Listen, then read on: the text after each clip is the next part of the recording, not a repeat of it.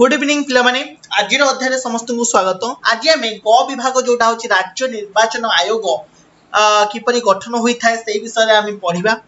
संविधान 73तम संविधान संशोधन आईन जोटा गठन कर 1992 मसीह से कहुई पंचायती राज अनुष्ठान मानकर तथा पौर संस्था मानकर निर्वाचन परिचालना कार्य राज्य निर्वाचन आयोग हाथ में न्यस्त होईछि। एथिपाई मतदातांकर नाम तालिका मध्य राज्य निर्वाचन आयोग प्रस्तुत करिथांती। राज्य निर्वाचन आयुक्तंक कार्यकाल और कार्य शर्तावली राज्यपाल और राज्यर विधानमंडल द्वारा प्रणीत आईन को नजर रखी निरूपण करती। राज्य उच्च न्यायालय न्यायाधीश मानू कार्य अंतर करने पद्धति राज्य निर्वाचन आयुक्तंक कार्य अंतर करने अनुसृत होता है। राज्य निर्वाचन आयुक्तंक कार्यकाल वयस सीमा सर्वाधिक 62 वर्ष। राज्य निर्वाचन आयोगर कार्यालय भुवनेश्वर ठारे अवस्थित। राज्य निर्वाचन आयुक्त राज्यपाल द्वारा नियुक्त होता। राज्य निर्वाचन आयोग एक सदस्य विशिष्ट अटे जोड़ा भुवनेश्वर अच्छी। राज्य निर्वाचन आयुक्त अनुरोध क्रमे राज्यपाल निर्वाचन आयोगर अन्य कर्मचारी मानू नियुक्ति दियंती। संविधान 74तम संशोधन आईन 1992 अनुसार सहरांचल पौरपालिका नगरपालिका और विज्ञापित अंचल परिषद निर्वाचन परिचालना और नियंत्रण दायित्व राज्य निर्वाचन आयोग उपर न्यस्त होईछि। उपरोक्त निर्वाचन संक्रांतीय मतदाता पूर्णांग नाम तालिका प्रस्तुति और आनुषंगिक कार्य मध्य निर्वाचन आयोग द्वारा संपन्न हुए। बुझिपाइल। भारत में मुक्त अबाध निर्वाचन प्रतिबंधक कौन कौन सब प्रतिबंधक साजी थाए देख। उल्लिखित आलोचनार स्पष्ट जना पड़े जे आज सुधा शेष होइतिबा 15टी लोकसभा निर्वाचन और शताधिक राज्य विधानसभा निर्वाचन वास्तव में मुक्त अबाध होई परिछि। सेथिपाई देशर निर्वाचन आयोग समेत भारतर 70 कोटी अधिक मतदाता प्रशंसा पात्र। तेबे निर्वाचन संपर्कित विश्लेषण केतेक वैशिष्ट्य देश में प्रचलित आम निर्वाचन प्रक्रिया रे लक्ष्य करा जायछि। सेगुड़िक हैला प्रतिद्वंदिता पाई राजनैतिक दलर संख्या वृद्धि, प्रतिद्वंदी संख्या रे अस्वाभाविक वृद्धि, निर्वाचन समय अधिक संख्यक राजनैतिक हिंसा जनित कार्यकलाप वृद्धि, अधिक संख्यक स्वाधीन प्रार्थी मानकर निर्वाचन रे अंशग्रहण, सरकारंकर निर्वाचनी व्यय वृद्धि, प्रतिद्वंदी प्रार्थी मानक द्वारा सीमा बहिर्भूत गोपनीय निर्वाचन जनित व्याधिक्य, मासाधिक समय पाई निर्वाचन प्रक्रिया जारी, अर्थबल और बाहुबल इत्यादि असाधु पंथार अवलंबन हेतु केतेक प्रार्थी निर्वाचन रे जयलाभर अभियोग, निर्वाचन रे अपराधीकरण वृद्धि इत्यादि। यही सब घात और प्रतिघात सत्वे भारतर गणतंत्र रे निर्वाचन व्यवस्था गणतांत्रिक प्रणाली अवलंबन द्वारा सफल काम होई परिछि।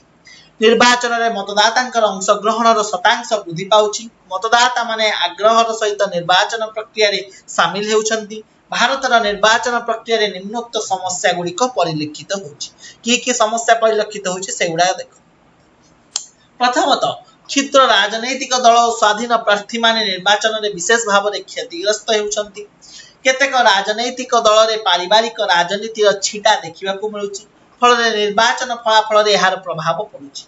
दलीय टिकेट आवंटन रे पारिवारिक राजनीतिर प्रभाव वृद्धि पाउछि। राजनैतिक अपराधीकरण निर्वाचन प्रक्रिया को अधिक प्रभावित करुछि। निर्वाचन राजनीति रे धनिक श्रेणी तथा कोटिपति प्रार्थी मानकर विजय आशा अधिक जना पड़ुछि। एही समस्या गुड़िक भारत समेत अन्य बहुत राष्ट्र रे मध्य देखा जाई थाए। एही समस्या जोगु गणतंत्र और निर्वाचन प्रक्रिया दोषयुक्त हेउछि। तेणु बहु संख्यक समाजसेवी और स्वच्छसेवी संस्था और भद्र समाज सिविल सोसाइटी निर्वाचन प्रक्रिया रे संस्कार आनिबा पई आगभर होउचंती। मात्र सेथिपाई आवश्यक हेउछि राजनैतिक दल, सरकार और जनसाधारणकर सुदृढ़ इच्छा शक्ति और युवा शक्तिर निर्वाचन संस्कार मुखी प्रचेष्टा, जहा फल रे भारत रे गणतंत्र अधिक सुदृढ़ होई परिबो। ओडिशा विधानसभा पई राज्य रे 147 गोटी एक सदस्य विशिष्ट निर्वाचन मंडली रहिछि। राज्यसभा सर्वाधिक सदस्य संख्या 250 से सर्वाधिक 238 जन सदस्य विभिन्न राज्य और केन्द्र शासित अंचल परोक्ष भाव में निर्वाचित हुअन्ति और साहित्य कला विज्ञान समाज सेवा क्षेत्र में प्रतिष्ठा लाभ करिथिबा व्यक्ति मध्य 12 जन सदस्य राष्ट्रपति द्वारा मनोनीत हुअन्ति। वर्तमान राज्यसभा निर्वाचित सदस्यों संख्या होची 233 और मनोनीत सदस्यों संख्या होची 12। ओडिशा विधानसभा सदस्य माने राज्यसभा को 10 जन सांसद को निर्वाचित करती सेमानक मध्यरु 1/3 सदस्य प्रति 2 वर्ष रे अवसर नियंती तेनु प्रति 2 वर्ष रे थरे शून्य पड़िथिबा आसन पई निर्वाचन करा जाई थाए। एरा सब परोक्ष निर्वाचन होई थाए। लोकसभा सर्वाधिक सदस्य संख्या 552 विभिन्न राज्यरू 530 जन और केन्द्र शासित अंचल सर्वाधिक 20 जन सदस्य निर्वाचित हुअन्ति। आवश्यक स्थले राष्ट्रपति आंग्लो भारतीय संप्रदाय मध्यरु 2 जन व्यक्ति को लोकसभा सदस्य भाव में मनोनीत करिवार व्यवस्था मध्य रहिछि।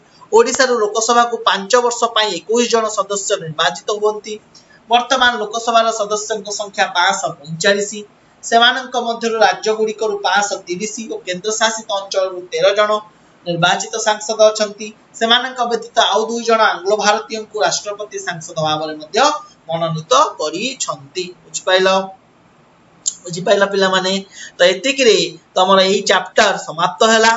तो आमे माने पढिले जे गणतांत्रिक शासन रे किपरि मनोनीत हुअन्ति किपरि भाव में निर्वाचन प्रक्रिया संपादित करा जाइता। आशा करूची समस्त ही अध्यायटी भल से बुझी पारिथिबो। जदि स्टिल काहर किछि डाउट थाए मते नेक्स्ट क्लास रे पछरिबो मु ताकू क्लियर करबी। आज पई एतिकी नेक्स्ट क्लास रे आमे एहार रिलेटेड क्वेश्चन आंसर आलोचना करिबा। धन्यवाद।